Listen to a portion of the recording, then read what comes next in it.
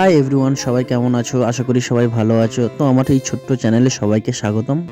তো কালকে ছিল সানডের মধ্যে সবাই বোরিং ছিলাম বাড়ির মধ্যে। তো সবাই একটা প্ল্যান করলাম যে চলো কোথায় একটা ঘুরতে যাওয়া যায়। তো সবাই আমরা 5 বন্ধু মিলে গেলাম একটা নতুন জায়গায়, কাকদ্বীপের এক নতুন জায়গায়। তো চলো তোমাদের সাথে শেয়ার করি। তো বন্ধুরা, ব্লগটা পুরোটা দেখতে থাকো, আশা করি বোরিং হবে না।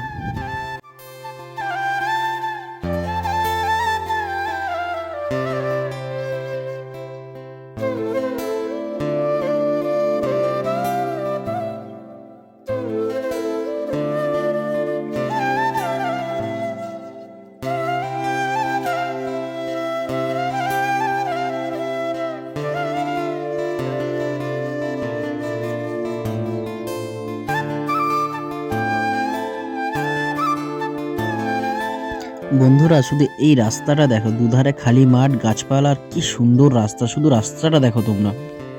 আর একটা বিশেষ কথা হচ্ছে যে গ্রাম বাংলার পরিবেশগুলো এই জন্য এত সুন্দর হয়, চারিদিকে ফাঁকা মাঠ, গাছপালা, এই জন্যই প্রাকৃতিক দৃশ্যগুলো খুব সুন্দর লাগে। আর এত ভেতরে, গ্রামের ভেতরে ঢোকার পরেও যে এত সুন্দর একটা স্কুল দেখতে পারলাম, একদম পরিষ্কার পরিচ্ছন্ন, কি সুন্দর লাগছে দেখো দূর থেকে।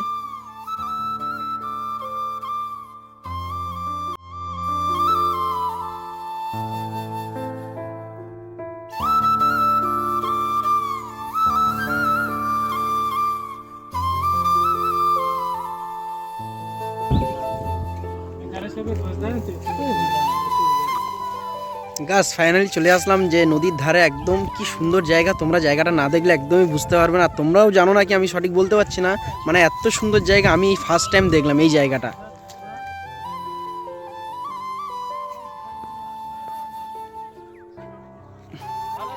গাইস, শুধু প্লেসটা দেখো। এই ফার্স্ট টাইম আসলাম কাকদ্বীপের মধ্যে, এত সুন্দর প্লেস আছে আমি নিজেও জানতাম না।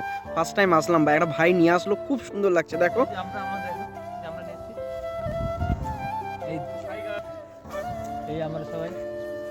এই যে আমাদের সব ভাই এসছে, ভাই বন্ধু। এটা হাই করে দে। কাকদ্বীপের মধ্যে থেকে এত সুন্দর জায়গা আমি আগেও ভাবতে পারিনি যে এত সুন্দর জায়গা, মানে সুন্দর লাগছে। তোমাদের কেমন লাগছে জানাও। দেখো জায়গাটা, উফ ওরে, পুরো একদম গ্রাম বাংলার দৃশ্য। ছোট খাল, কত সুন্দর। ওই পারেও দ্বীপ, এপারেও মানুষ, জনবসতি বাস করছে, কি সুন্দর লাগছে দেখো। অ্যাকচুয়ালি শহরের থেকে গ্রাম বাংলার দৃশ্যগুলো এই জন্যই এত সুন্দর হয়ে ওঠে। ওহ,